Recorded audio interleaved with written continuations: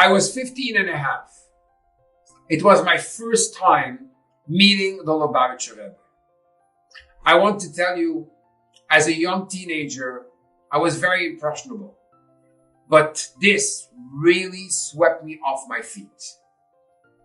I was standing right next to the Rebbe upstairs. It was the prayer of Mincha. And suddenly, I saw how the Rebbe lifted up his long garb, his long coat called a sirtuk, in order to take a handkerchief in his right pocket. And I was able to notice on the Rebbe's pants beautiful pleats. At that moment, a very materialistic young man I was, I looked at this and I said, it doesn't make sense. The Rebbe has such class. How is it possible that a man which is so holy, so connected to the highest possible spheres, has influence over the whole world, is dressed in such a classy way? You might think, this is so insignificant. So why are you affected by this, Shy? Well, at that age, I want to tell you, I was completely mesmerized. I just couldn't understand it. But this is what the Rebbe represents. You could have your head in the heavens, but your feet are well anchored on earth.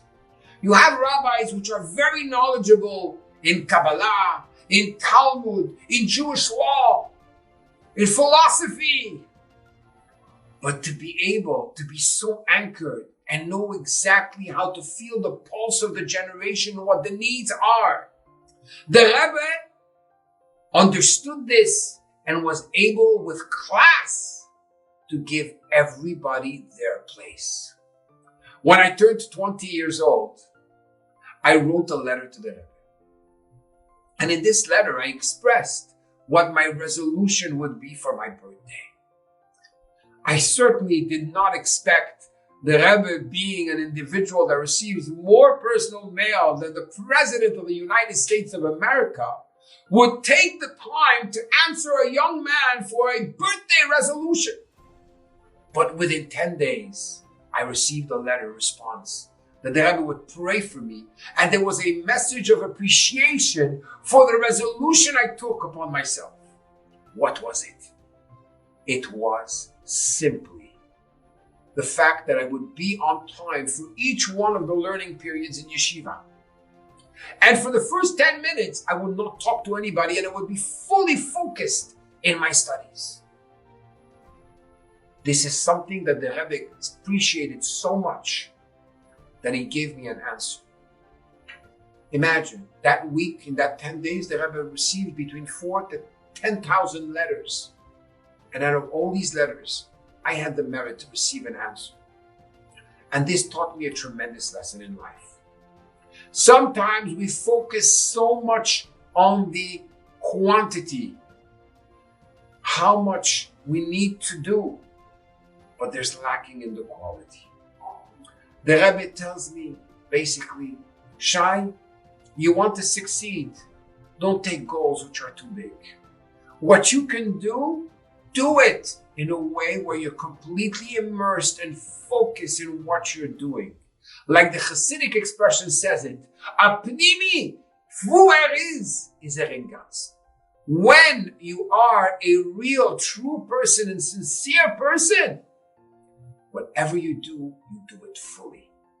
And this was a tremendous message of the Rebbe. And that's why when people try to go against the Rebbe and then would realize their mistake and ask for forgiveness, the Rebbe would say, don't worry, no hard feelings. I don't have time to be hurt. I'm too busy in my mission. The Rebbe basically gave our generation a mission. Whatever you see that needs to be repaired, if you saw it, it means that you can repair it. But the only way to do it is not to get discouraged by the monumental work that needs to be done to fix the world, but just do your part and do it 10 minutes at a time. Don't live in an alternate reality, which is spiritual, where things are just going to happen. The Torah was given to us in this world, And therefore, if you need to travel to Uganda or to Mumbai or to Iceland, it doesn't matter where you go. Over there, you have a mission. Whether you're traveling, whether you're a businessman doing business, whether you are a mother that's taking care of her children. Every single one of us has a mission.